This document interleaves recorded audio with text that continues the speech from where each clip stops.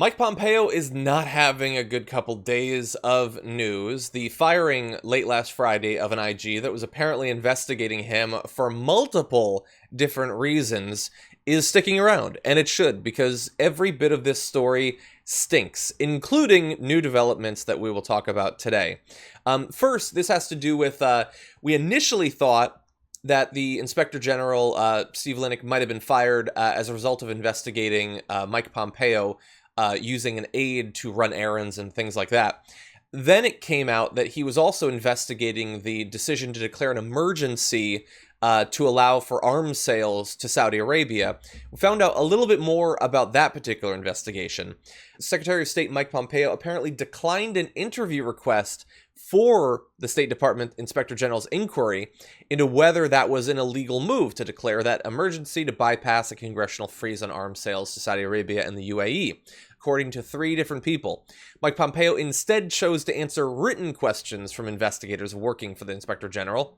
That indicates that the Secretary of State was aware of Mr. Linick's investigation and the specific lines of questioning, something that he has previously denied, that he doesn't know about these investigations until they come out.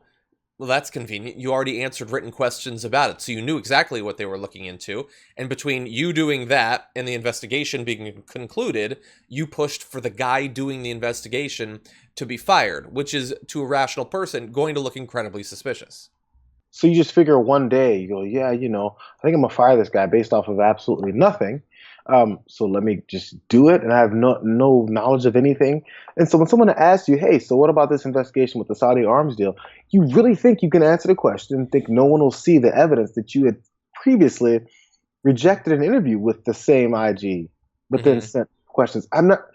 Again, it's not even trying to avoid, being found out. They don't even care anymore. It's let's just lie. And then after people find out that we're lying, we just won't say anything, no comment, and move on to the next lie, which is going to come in 2 to 3 hours later.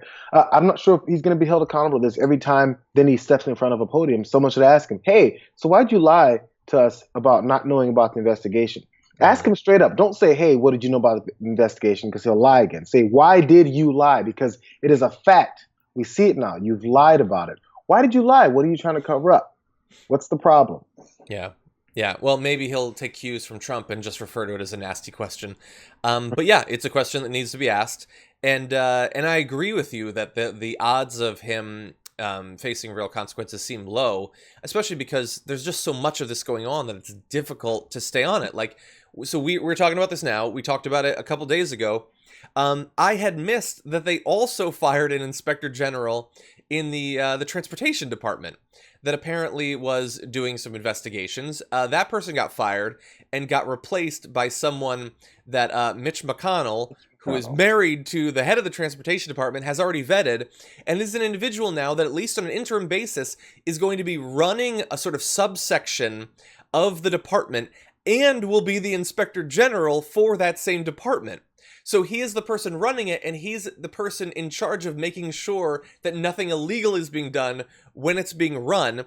And one of the investigations that was being conducted was whether Elaine Chao had used her control of the department to throw a bunch of money to Mitch McConnell's state to make him look good during a difficult election.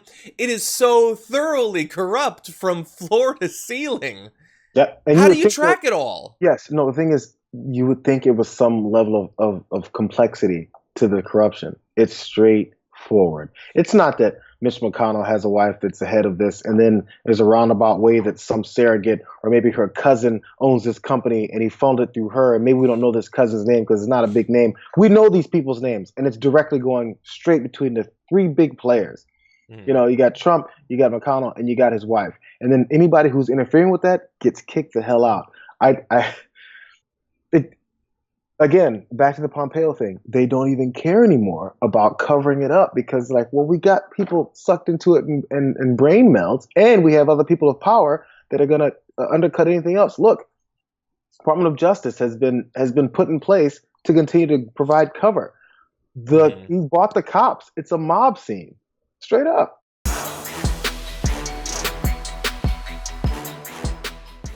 Check Check out the Damage Report podcast each day, wherever you get your podcasts, whether Pocket Casts or Stitcher or iTunes. You can join me as I give you the news and stories you want, with a range of co-hosts and interview guests jumping in on the fun each day. Again, that's the Damage Report, wherever you get your podcasts. And if you get them at iTunes, don't forget to rate and review. Sometimes I'll read them live on the show.